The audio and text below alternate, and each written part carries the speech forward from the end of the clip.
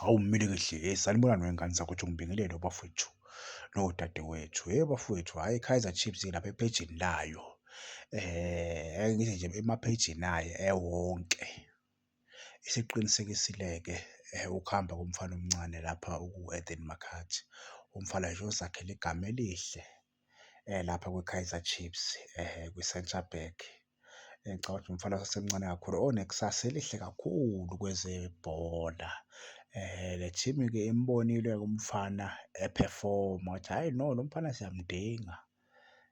Yase-ke ilula isandla-ke ku-Kaizer Chiefs yafaka isicelo-ke, hhayi i-Chiefs yasemukela isicelo ngokukhulu nje.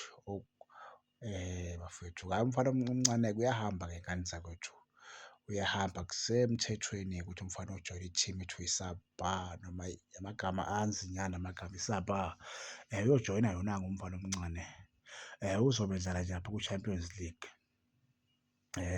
kule sizini esiya kuyo. Cha, umfana simfisela nje inhlanhla ukuthi aqhubeke njalo, aqhubeke la egcine khona lapha kwi-Chiefs. Sithi mfana, hhayi siyabonga mfethu ngayo yonke into osenzele yona siyi-Kaizer Chiefs. Ungapheli moya mfowethu, nala uyakhona uqhubeke njalo uliphakamise ifulegi lekhosi. Bathi impofana ayipheli moya-ke ikhosi, ayipheli moya-ke. Hhayi mfo Makhadi, hawu usebenzile noma-ke uyishiyile-ke imbobo lapha, uyishiyile imbobo mfethu ngoba phela uDogly akalulame. Nguye umfana engingasho ukuthi cha, lapha imbobo yakhe engayivala.